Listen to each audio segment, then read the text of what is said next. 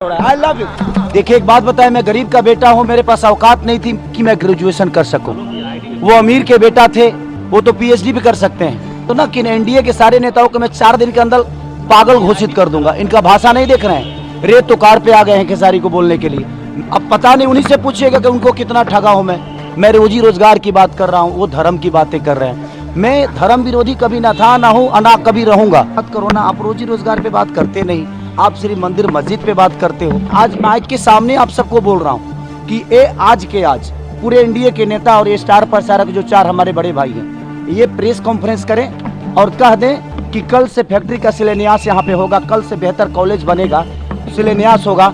मैं वादा करता हूँ जीवन में कभी चुनाव नहीं लड़ूंगा और ना ही शपथ ग्रहण कर पाऊंगा और ना ही सर्टिफिकेट लेने में कहीं जाऊंगा। आपने कहा कि महागठबंधन की सरकार बनी तो 2 करोड़ नौकरी मिलेगा, तो तेज प्रताप यादव ने कहा कि नाचने वाला नौकरी देंगे। चलिए, बड़े भाई है भाई, वो उन्हीं लोगों से मिल के ना वो भी कुछ भी बोल रहे हैं, बट ठीक है, वो बड़े भाई, उनका जवाब देना मेरे लिए जरूरी नहीं है। सर, पवन सिंह लगातार आप पे सर तंज कस रहे हैं। पहले उन्होंने ये तंज कसा और अब निरहुआ भी पीछे नहीं हट रहे। कह रहे हैं कि रवि किशन जी ने आईफा जीता है, आप उनको कहिए कि आईफा वो जीतेंगे। ग्रेजुएशन किया है उन्होंने ग्रेजुएशन किया है, उनसे पूछिए। देखिए एक बात बताएं, मैं गरीब का बेटा हूं, मेरे पास औकात नहीं थी कि मैं ग्रेजुएशन कर सकूं। वो अमीर के बेटा थे, वो तो पीएचडी भी कर सकते हैं। मैं गरीब से पैदा हुआ हूं और मैं आप सबको बता दूं ना कि एनडीए के सारे नेताओं को मैं 4 दिन के अंदर पागल घोषित कर दूंगा। इनका भाषा नहीं देख रहे हैं, रेत तो कार पे आ गए हैं खेसारी को बोलने के लिए। मैं इनको रेतोकार नहीं करूंगा क्योंकि मैं संस्कारिक बेटा हूं और संस्कारिक माँ बाप का बेटा हूं, तो मेरे अंदर कभी सलीलता ऐसी नहीं होगी। दिनेश लाल यादव निरहुआ आपको कह रहे हैं कि कोई ऐसा सगा नहीं जिसको खेसारी ने ठगा नहीं। क्या ठगे हैं आप? अब पता नहीं, उन्हीं से पूछिएगा कि उनको कितना ठगा हूं मैं। सगा वो पूरे बिहार को ठगे हैं वो लोग, और मैं आज बात कर रहा हूं तो उनको बुरा लग रहा है, बट ठीक है, मैं रोजी रोजगार की बात कर रहा हूं, वो धर्म की बातें कर रहे हैं। मैं धर्म विरोधी कभी ना था, ना हूं, ना कभी रहूंगा। मैं जय श्री राम अभी बोल रहा हूं, जय श्री राम, बट जय श्री राम में मेरा ये बेरोजगारी छुपा है। भाई मैं पूरी दुनिया से बोलवा दूं जय श्री राम, लेकिन इनको धर्म के आड़ में वोट लेना है, उसकी चर्चा ये हमेशा से धर्म के नाम, मंदिर मस्जिद के नाम। मैं धर्म विरोधी कभी नहीं रहा। मैं राम पे गाना गाया हूँ, मैं राम का एक्ट किया हूँ, राजा राम मूवी किया हूँ। मैं ये कह रहा हूँ धर्म के नाम पे आप वोट मत मांगो। धर्म जरूरी है, लेकिन हमें कर्म करने के लिए शिक्षा भी जरूरी है, अस्पताल भी जरूरी है। ये कौन बनाएगा?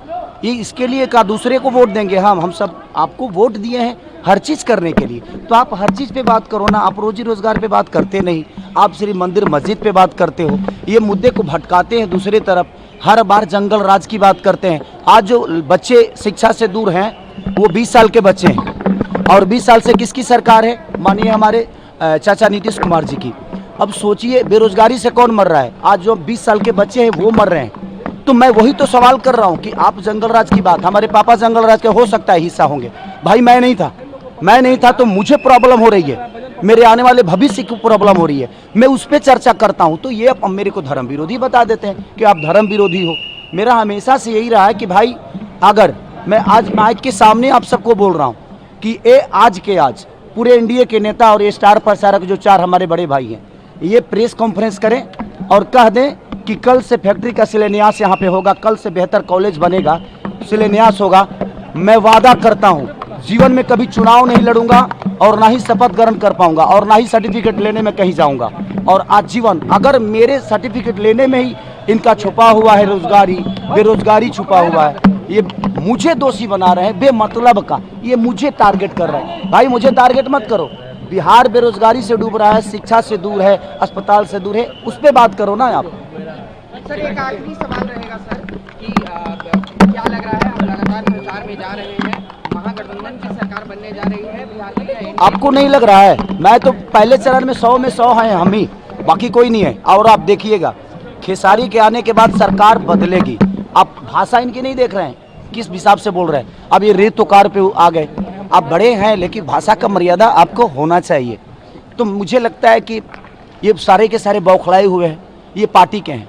सच पूछिए तो मैं तेजस्वी जी का छोटा भाई हूँ और हमेशा से उनका प्यार आशीर्वाद हमें मिला है। निरहुआ कह रहे हैं कि आपका नाम खेसारी लाल यादव नहीं, अहंकारी लाल यादव होना चाहिए। चलिए वो कुछ भी, मैं क्या बोला कि उनकी भाषा की गरिमा देखिए कि वो बड़े भाई होकर और किस भाषा का इस्तेमाल कर रहे हैं, इसका मतलब नहीं लग रहा है। मैं क्या बोला, 4 दिन के अंदर इस सारों को पागल कर दूंगा, मैं सबको पागल घोषित करवा दूंगा। यदुमुल्ला के ऊपर तरह तरह के मीम कोई बात नहीं, शायद मुसलमान हमारे देश के हिस्सा नहीं है, और अगर बेहतर बिहार के लिए मैं बात करता हूं तो यदुमुल्ला हूं, तो मुझे मंजूर है यदुमुल्ला होना। अगर शिक्षा की बात करता हूं और पलायन रोकने की बात करता हूं और ये मुझे यदुमुल्ला कहते हैं, मुझे मंजूर है यदुमुल्ला होना।